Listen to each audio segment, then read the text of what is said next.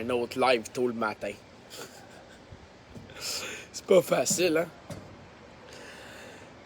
Salut mes chers individus. Je prenais du recul avec la journée d'hier, puis je me disais... Parce que, tu sais, il y a certaines personnes qui étaient loin devant, puis qui prenaient un petit café tranquille et autres. D'autres que j'ai vus juste à la fin, vraiment arriver à la fin. Je veux pas nommer de nom aujourd'hui, mais ils sont arrivés à la fin. Puis pas longtemps après, ils étaient rendus loin devant. Je me demandais, c'est vraiment des questions sincères, là, hein, parce que j'ai aucune preuve.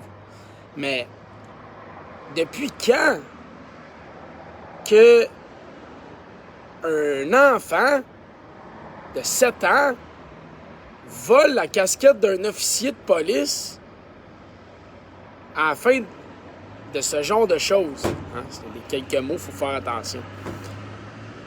Puis, ça a l'air stagé, là. Moi, j'aimerais rappeler que, selon des sources que j'ai eues, il était supposé d'avoir quelque chose d'intense hier. Mais j'aimerais dire aussi à cette personne qui m'avait révélé mission accomplie. Parce qu'il y a quelque temps, je parlais de sentinelles de paix pour protéger les gens. Ben, le Créateur m'a offert ces sentinelles hier. Je les réalisées ce matin, en fait hier soir. J'ai réalisé comment nombreux étaient ces sentinelles. Et grâce à vous, oui, vous les sentinelles, vous allez vous reconnaître. Vous avez empêché ce qui était supposé d'arriver, puis c'était stagé pour que ça l'arrive. De là pourquoi c'était une femme avec un jeune enfant, pour être sûr que le monde réagisse. Là, vous allez me dire, Jonathan, voyons, je peux pas prouver rien. Je pourrai jamais prouver rien. Mais est-ce que c'est normal qu'un enfant vole la calotte d'un officier, la casquette, et que sa mère demande au policier de partir à courir après son enfant, et que simultanément que l'enfant tombe au sol entouré d'agents, un autre poivre des enfants et des femmes aux alentours? Clairement, pour moi, c'est un stage, puis c'était fait pour que ça n'en vienne au coup, là.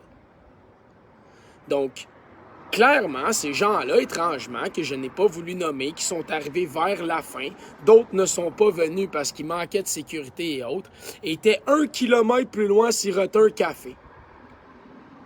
Étaient-ils au courant que ça allait peut-être potentiellement dégénérer? Je m'excuse pour les gens qui comprennent pas le langage codé, mais j'ai pas le choix d'être codé. Je suis comme les nazis, je suis en temps de guerre, et l'information en temps de guerre est toujours imprécise, hein? Ça vient avec.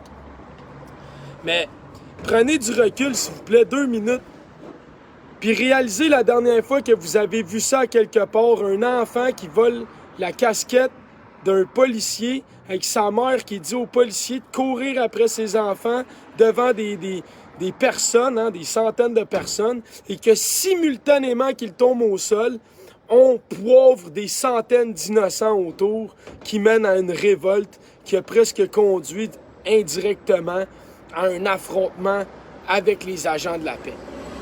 Donc, pour tous ceux qui voudraient dire que Joe l'Indigo n'est pas pour la paix, ben grâce au Créateur et à toutes vous les sentinelles, on a su empêcher l'inévitable. On a su empêcher l'inévitable. Merci, man, aux sentinelles. Merci à toute la sécurité qui était là-bas. Merci aux vétérans qui ont su gérer ça, être maître et en contrôle, man. Bravo, les gars.